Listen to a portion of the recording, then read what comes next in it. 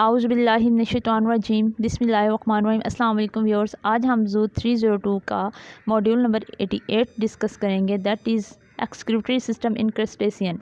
Crustacean के अंदर excretion का जो सिस्टम है वो क्या है, ठीक है, वो किस तरह वर्क करता है और उसमें शॉर्ट क्वेश्चन और एमसीक्यूज़ कौन कौन से बन रहे हैं आपकी प्रिपरेशन के लिए, फाइनल टर्म की प्रिपरेशन के लिए, वो मैं यहाँ पे डिस्कस करूँगी।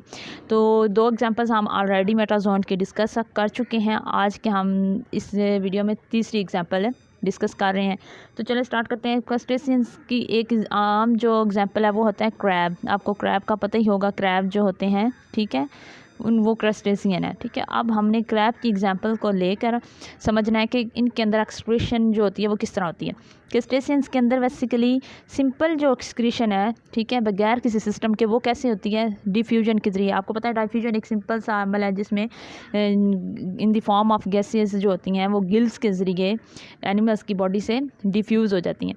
तो क्रस्टेशियंस क्या है, एक तो याद रखना है क्रस्टेशियंस के अंदर गिल्स के ज़रिए क्या होती है excretion, that have gills, nitrogen waste are removed by simple diffusion across the gills, ठीक है, गिल्स के थ्रू जो है सिंपल डिफ्यूजन हो जाती है। मोस्ट क्रस्टेशियंस क्या, कौन कौन से, अब किस तरह की एक्सक्रीशन होती है, यानी एक्सक्रीटरी जो मटेरियल है उसकी नेचर क्या है, उसमें क्या इंक्लूड होता है, उसमें अमोनिया इंक्लूड होता है, ठीक है, और अमोनिया जैसे यूरिया और यूरिक एसिड जो होते हैं वो इसके वेस्ट प्रोडक्ट इसकी बॉडी से एज ए वेस्ट मटेरियल है गिल्स के ज़रिए सिंपल डिफ्यूजन के ज़रिए निकलते हैं। एक तो ये आपने याद रखना है। दूसरा जो शॉर्ट क्वेश्चन यहाँ से बन रहा है वो है एंटीनल ग्लैंड्स, ठीक है। अब क्रस्टेशियन के अंदर एक बाकायदा जो साख्त है उसके ज़रिए हम देखते हैं कि एक्सक्रीशन कैसी होती है। एक तो सिंपल डिफ्यूजन से होगी, अब दूसरी जो है हमने सिंपल जो इसके अंदर है एक साख्त है उसके ज़रिए हम डिस्कस करेंगे। The excretory organs of fresh water species are more involve with the reabsorption of ions and eliminate of water than with the discharge of nitrogenous waste. अब वो क्या कहते हैं कि एनिमल्स के अंदर जो एक्सक्रीटरी ऑर्गन होते हैं जो एक्सक्रीशन के लिए स्पेसिफिक हैं, उनके अंदर जो ट्यूब्यूल्स वगैरह होती हैं, जब वो ऑर्गन्स जो होते हैं एक्सक्रीशन जो है ना रीअब्जॉर्प्शन कर लेते हैं, फिर वो एक्सक्रीटरी मटेरियल जैसे जैसे रिमूव आउट टू ट्यूब्यूल से निकल रहा होता है, तो ये भी ट्यूब्यूल्स क्या होती हैं, रीअब्जॉर्ब कर लेती हैं उस वेस्ट मटेरियल जो इनके अंदर से एक्सक्रीटरी ट्यूब्यूल से निकल रहा होता है। उस वेस्ट मटेरियल से भी ये जो कैनाल होती हैं या जो ऑर्गन्स होते हैं या फिर कह लें कि जो ट्यूब्स होती हैं एक्सक्रीटरी ट्यूब्यूल्स, ये अपनी दीवारों के ज़रिए, एपिथेलियल दीवारों के ज़रिए दोबारा उसके अंदर से वाटर और न्यूट्रेंट्स जो होते हैं आयंस वगैरह रीअब्जॉर्ब करके सिर्फ थिक जो वेस्ट होता है, सॉलिड वेस्ट होता है, वो फिर एक्सक्रीट करती हैं in the form of nitrogen waste. The excretory organ जो है सम क्रस्टेशियंस के अंदर जैसे क्रेफिश भी हो सकती है, क्रैब्स भी हैं। ये दोनों एग्जांपल आप याद रखना है। क्रस्टेशियन में क्या इंक्लूड है, क्रेफिश और क्रैब्स, एमसीक्यूज याद रखना है। अब अच्छा, इनके अंदर ऑर्गन्स कौन कौन से, क्रेफिश के अंदर और क्रैब्स के अंदर, या फिर आप ये कह सकते हैं क्रस्टेशियन के अंदर एक्सक्रीटरी ऑर्गन्स का नाम क्या है, तो आपने याद रखना है एंटीनल ग्लैंड्स, ठीक है। इनको हम ग्रीन ग्लैंड्स भी बोलते हैं और एंटीनल ग्लैंड्स भी बोलते हैं। याद रखना है एंटीनल ग्लैंड्स का सेकंड नेम क्या है, ग्लेन ग्लैंड्स। क्यों, because they of their location near to antenna and their green colour. एक तो इन ग्लैंड्स की जो लोकेशन है वो इनके हेड के पास, एंटीना के पास है, ये ग्लैंड्स मौजूद होता है। दूसरा, इन ग्लैंड्स का कलर ग्रीन है, इसलिए इनको हम एंटीनल ग्लैंड्स भी बोलते हैं और ग्रीन ग्लैंड्स भी बोलते हैं। दी एंटीनल ग्लैंड्स की अब हम यहाँ पर आपको स्ट्रक्चर जो है दिखा रहे हैं। ये है हमारे पास है क्रैब। अब ये क्रैब देखें आप, इसमें ये इसकी बॉडी भी सेगमेंट्स बनी हुई है, ये दरमियान में इसका ये जो हेड रीजन है, इसके हेड रीजन के पास ये देखिए एंटीना भी मौजूद है। एंटीने के साथ ये वाला हमारे पास क्या है, एंटीनल ग्लैंड है जो ग्रीन कलर में। इस ग्लैंड ने क्या करना है, एक्सक्रीशन का काम करना है। अब इस ग्लैंड को अगर मैं खोल के इसका क्रॉस सेक्शन दिखाऊँ तो ये नज़र आ रहा है, ठीक है। अब इसके अंदर देख रहे हैं कि कितना ये आगे से कि इसके अंदर जो है इसकी एक अपनी केमिस्ट्री है, एक अपनी स्ट्रक्चर है, वो हम इधर से पढ़ते हैं कि ये अपने अंदर से एंटीनल ग्लैंड्स किस तरह खारिज करता है।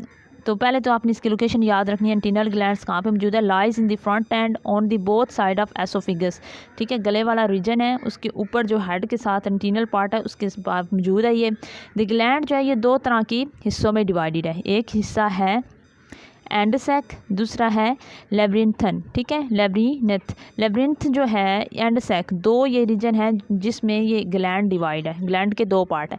एंड सैक के अंदर क्या मौजूद है ये आपको मैं दिखा देती हूँ। ये यहाँ पर नीचे ये एंड सैक है हमारे पास, और दूसरा पार्ट इसका क्या है, लेब्रिंथन। अब यहाँ पे देखिए जो एंड सैक है ये छोटा सा पार्ट है, ठीक है, ये इस ग्लैंड का ये अकेला छोटा सा पार्ट है, लेकिन जो लेब्रिंथम है ये यहाँ से शुरू होता है, ये आगे ट्यूब्यूल्स जाता जाता ये यहाँ पे जा ख़त्म होता है, ये लॉन्ग पार्ट है।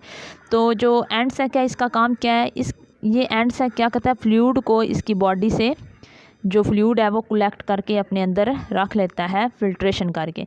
और लेब्रिंथम का क्या काम है, The walls of which are greatly folded and is granular and an important site for reabsorption। अब इसकी वॉल्स देखें आप, ठीक है, लेब्रिंथन की अगर आप वॉल देखें, इसके अंदर देखें आप क्या है कि ये ग्लैंडुलर है, इसके अंदर छोटे छोटे ग्लैंड्स बने हुए हैं, ठीक है। इसकी वॉल्स की जो है वो बहुत ज़्यादा इसका सरफेस एरिया है, जिसकी वजह से ये क्या करती है, रीअब्जॉर्प्शन कर लेती है।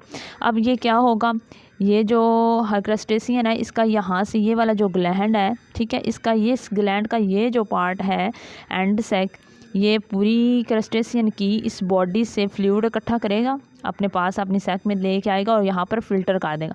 फिल्टर जब करेगा ये एंड सैक, फिल्टर करने के बाद जो न्यूट्रॉन्ट होंगे वो बॉडी की तरफ दोबारा चले जाएंगे, जो फिल्ट्रेट बच जाएगा सॉलिड फॉर्म में वो दोबारा ये किस में आ जाएगा, लेब्रिंथम में।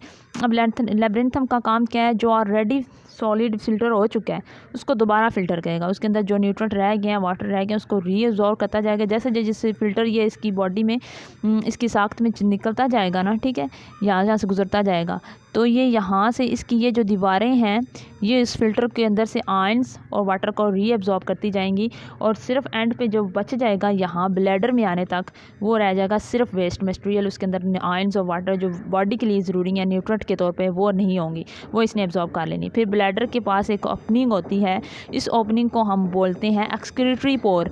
एक्सक्रीटरी पोर जो होता है वो यहाँ पर अगर मैं आपको दिखाऊँ तो ये छोटा सा नज़र आ रहा है यहाँ पर, तो ये जो वेस्ट मटेरियल होगा ये एक्सक्रीटरी पोर के जिस्म से बाहर निकल जाएगा। तो ये मैंने आपको पिक्टोरिकली समझा दिया है, तो आपने ये रीड आउट कर लेने अपने हैंडआउट्स खोल के।